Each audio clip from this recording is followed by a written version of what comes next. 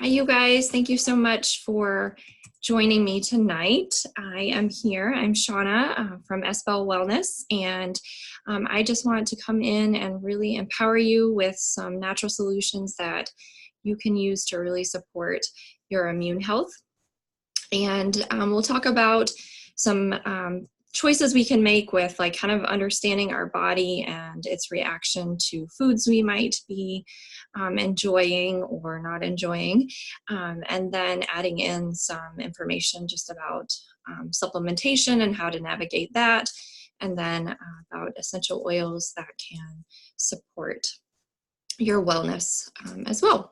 So first up, I just wanted to mention, like, why would I even talk about food and nutrition and that sort of thing when we're talking about immune health? And really, it's because like 70 to 80% of our immune system is actually in our gut. So if we aren't thinking about those things, then we may be missing some pieces. And so that's why I just really love digging in and learning more and more about that, being able to share that with you guys. So that's why we'll start really talking about gut health when we're talking about immune. I do have some notes that I'm referring to just because I always want to stay organized and not miss some of the things that I kind of thought through with planning for you guys. So if you see me kind of glancing over, that's what I'm doing there. But anyway, I'm not really big on diets. I really think that it does our body so much better if we think about how to eat for how our body responds. And so really that just means that you can really start to get to know your body and start to notice what's happening in your body when you are eating certain foods. And that takes practice, just because we're so used to just eating the things that we maybe have always eaten, maybe experiencing things that we think are really just kind of normal. And maybe the more that we pay attention to them, we actually realize that they're not. So that's kind of what happened in my journey. Lots of different health things going on, but gut health was one big piece of it.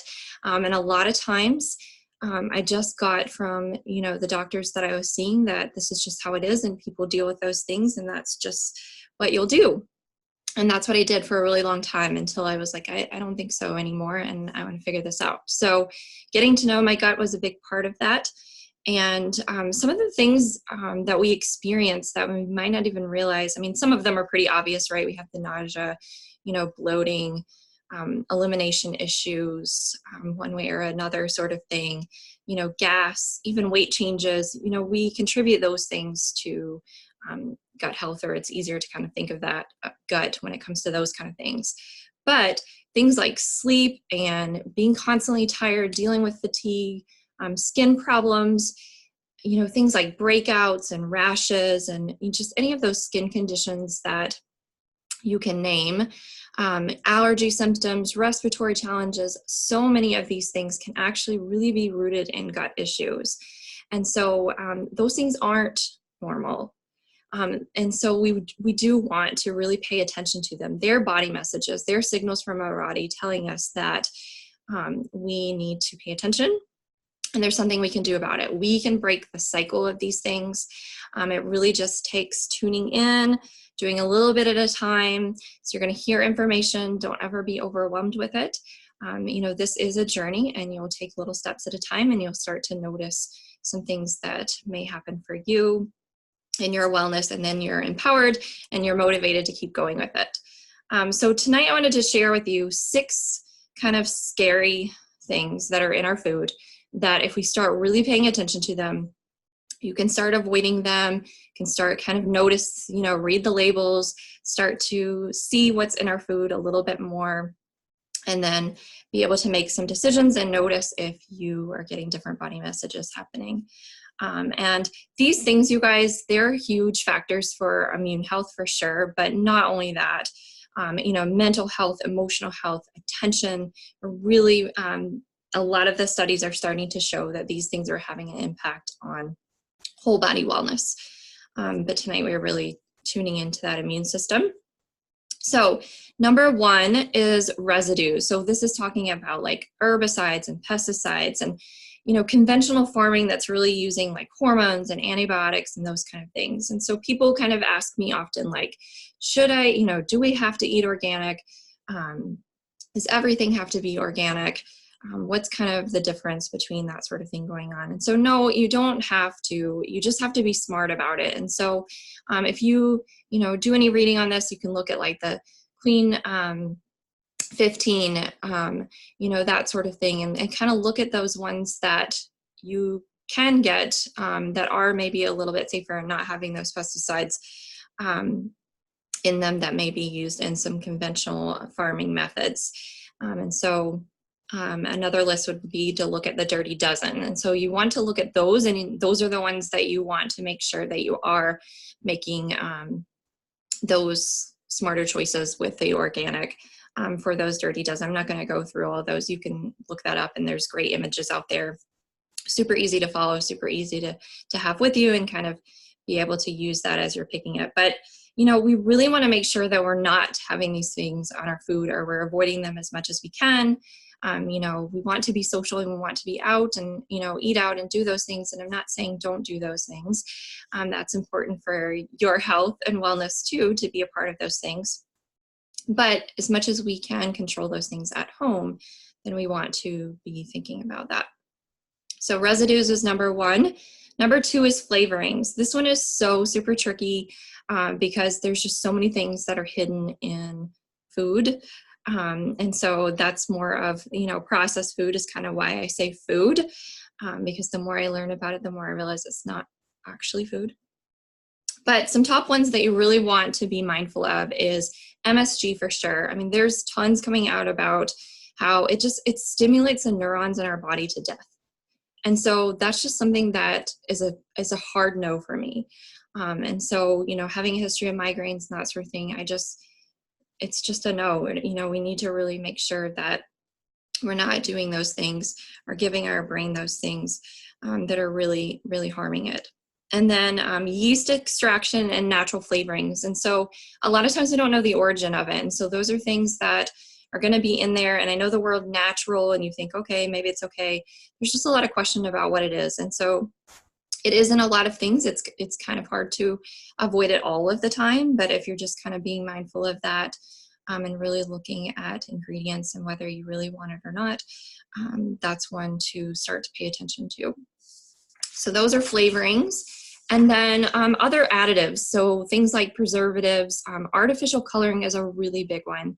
I know that's, hard for kids a lot of times with like fruit snacks, even have them sometimes, just candies, those kind of things. It's really hard to avoid it all the time, of course, but really tuning into it. Again, I'm not going to go to a ton of detail about it, but if you kind of look at these things up, you'll definitely see what's being found and what they're noticing, these big impacts that these things are having. So preservatives, artificial coloring, thickeners and fillers, that's a really trick one too. A lot of times those are going into products that, a lot of people have chosen like a gluten-free type of approach to eating, and there's really great benefits of that.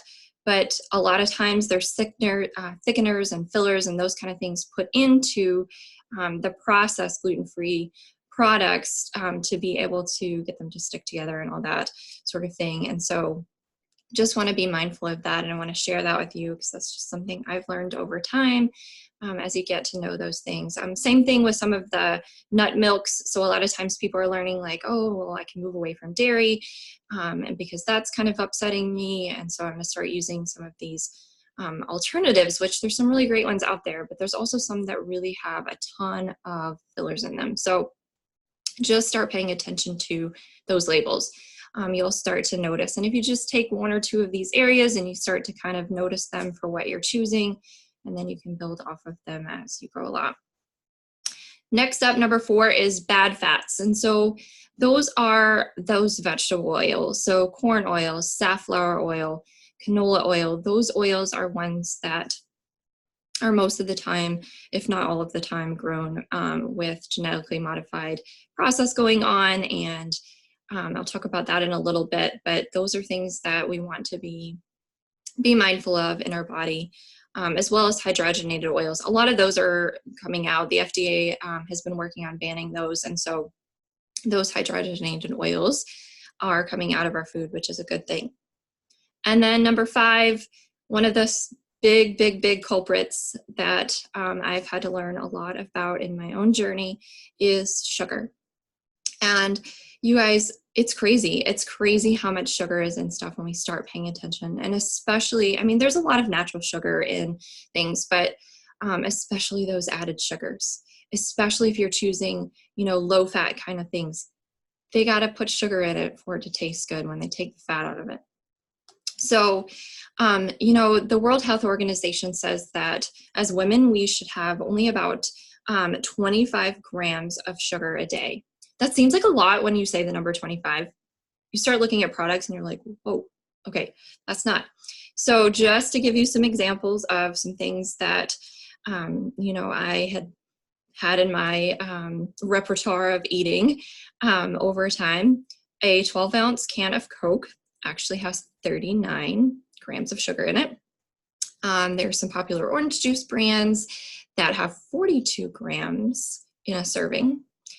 There are some yogurt, lots and lots of yogurt brands that have lots of sugar in them, but one very popular one has 26 grams in 6 ounces. So you've got your tiny little yogurt, and that's all the sugar you should have for the day.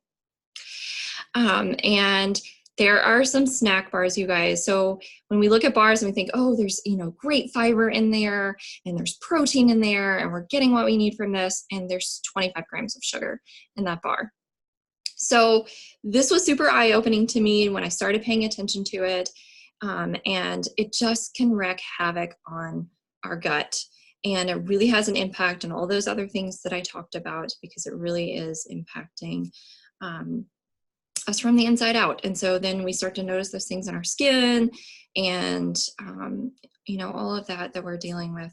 And it's really related to the reaction that our gut is having to these processed foods. So sugar is a hard one. It continues to be a challenge just because it's everywhere. It's in everything.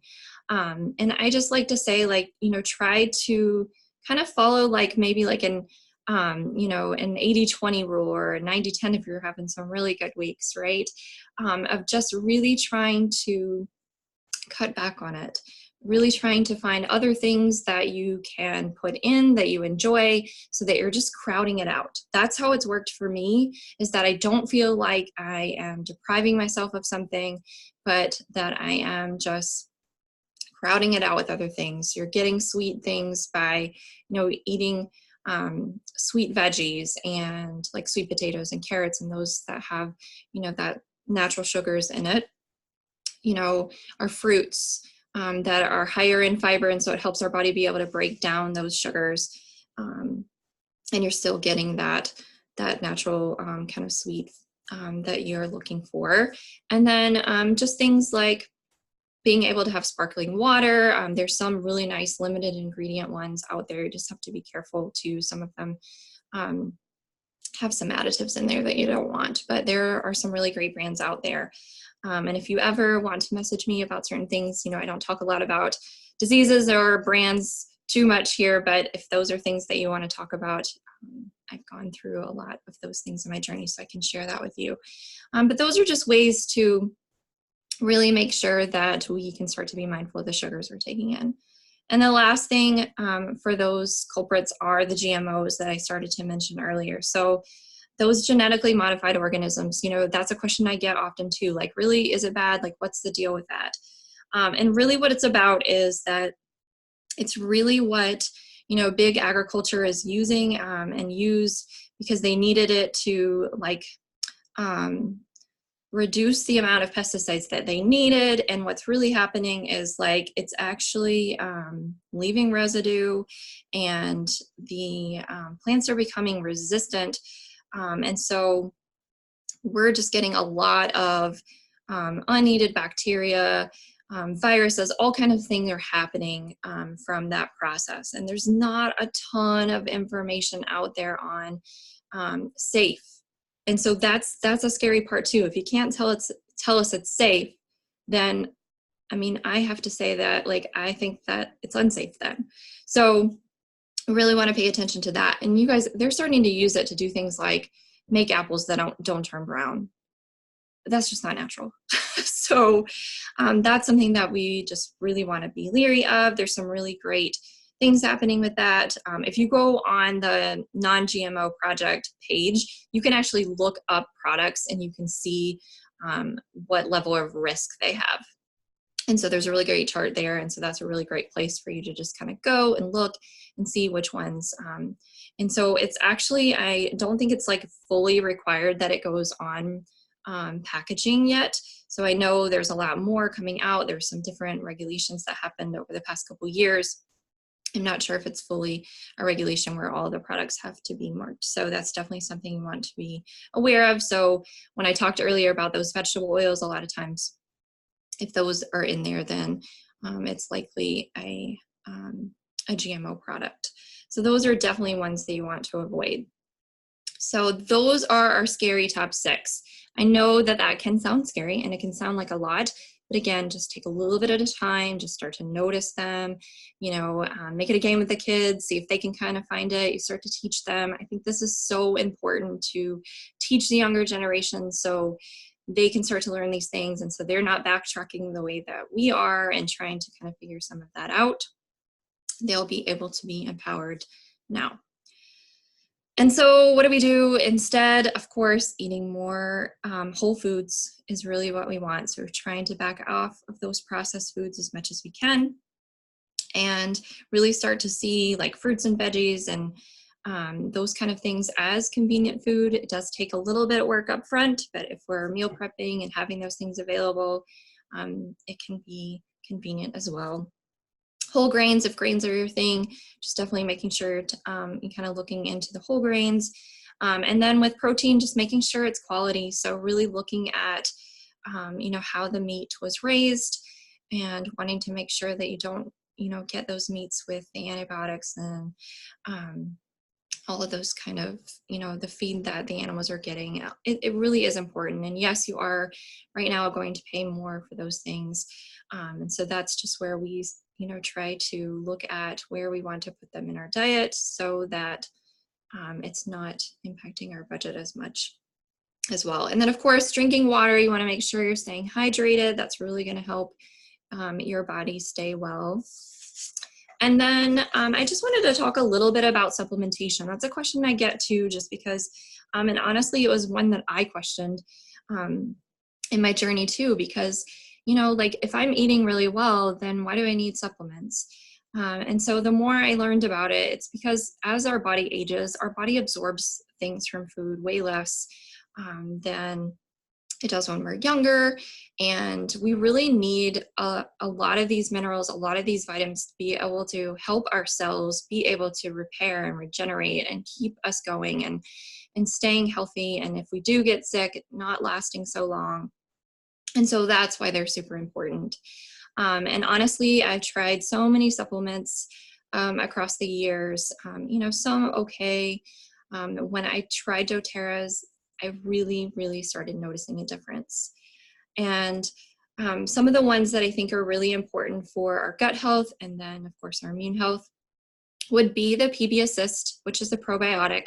I have a whole class that I talked about, you know, our gut health, but you really want to keep that gut populated with good bacteria, and a probiotic is a really wonderful way to do that. And like I mentioned earlier about, you know, bacteria that shouldn't be in our food and, you know, antibiotic overuse, those kind of things that are happening in our world, we need to tune into what we can do to support our gut with these things. So definitely a way to make sure that you're taking care of the gut so the immune system is really able to do what it needs to do to keep you well. Terrazymes, those are another really great digestive supplement. So those are enzymes, and they really help break down the food. They help us absorb it. They're really working for healthy elimination.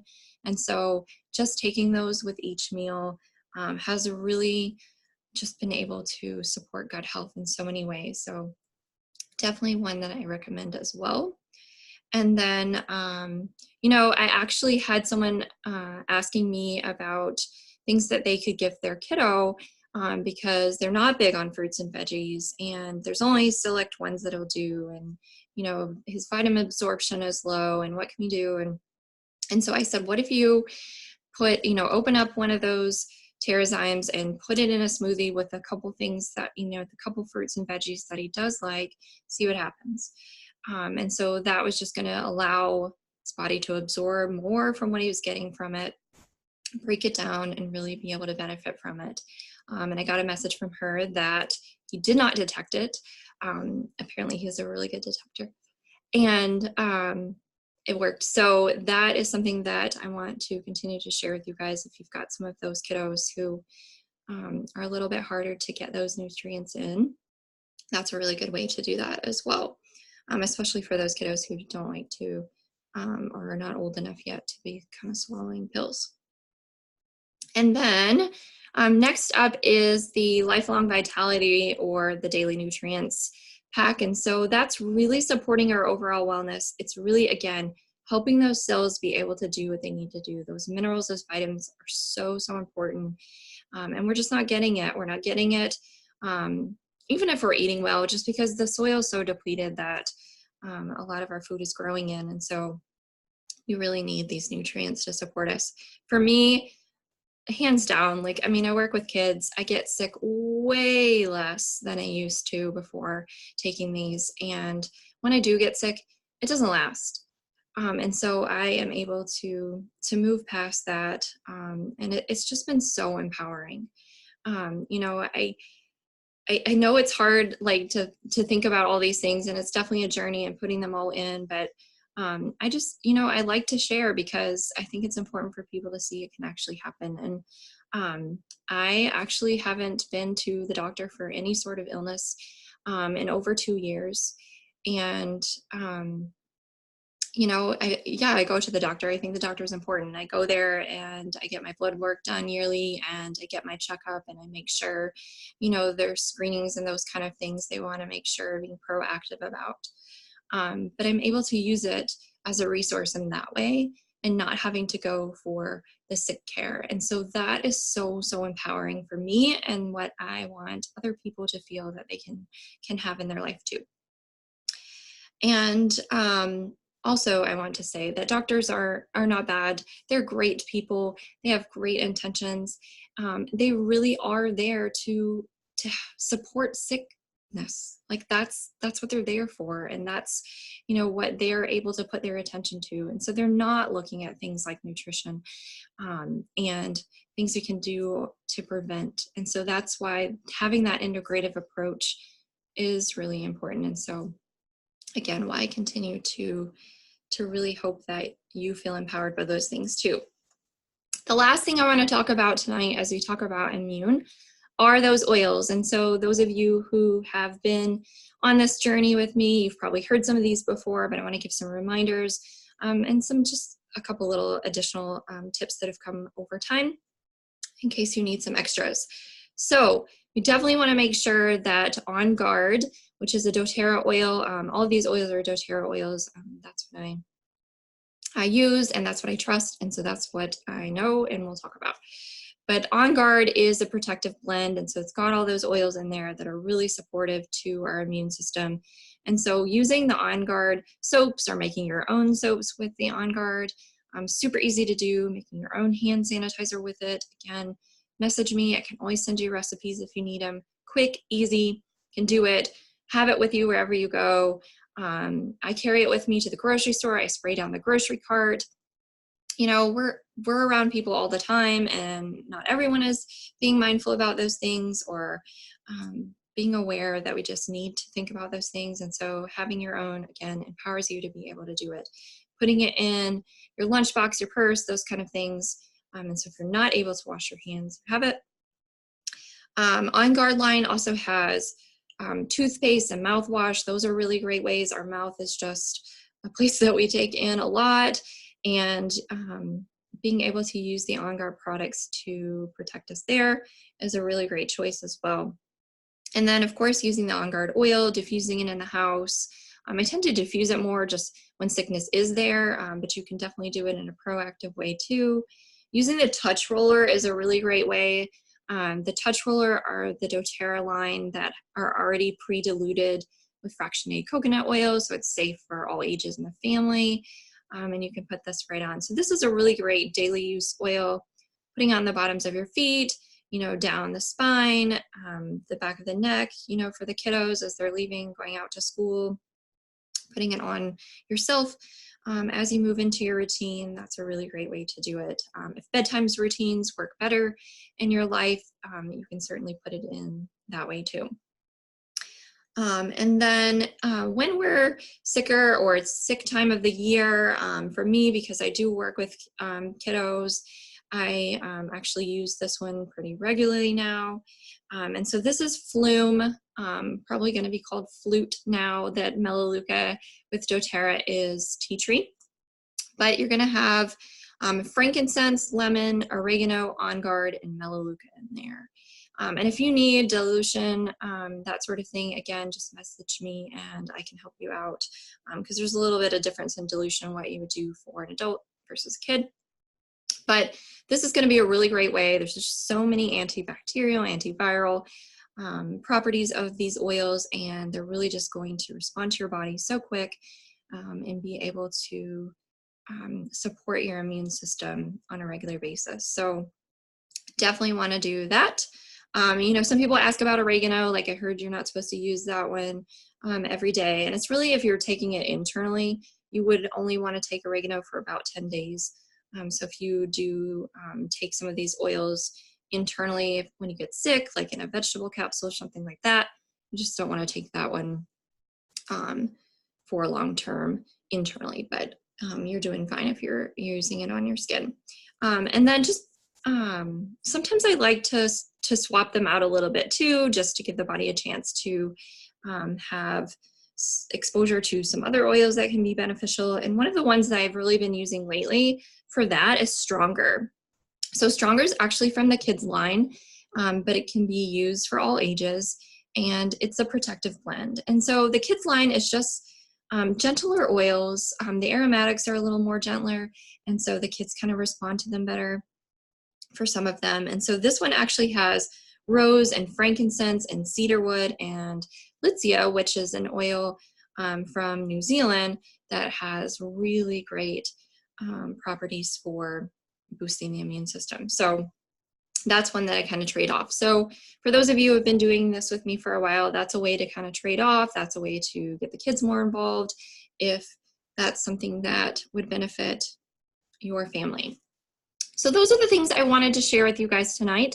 Hope it wasn't too much information. I hope you found that there's a couple little nuggets there that you can take and start to notice in your own life, in your own routines, to really feel empowered to be well, or if you do get sick, to get well quicker.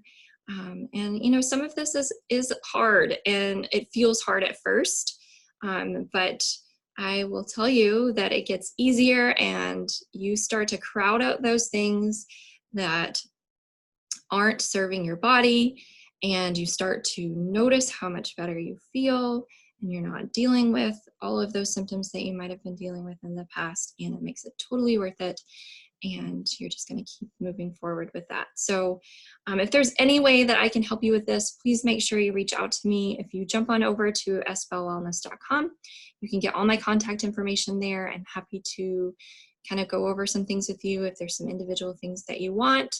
If you want to dig more into kind of nutrition and that part, as a health coach, I am happy to support you with that.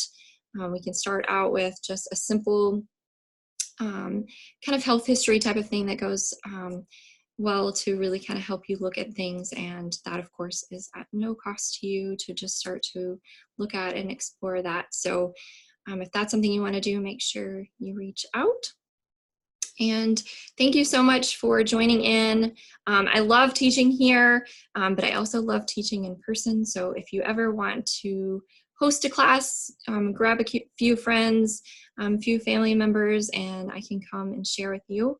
I love to spoil my hosts with gifts, so please let me know if that's anything that you would be interested in. I'd love to come do that with you. All right.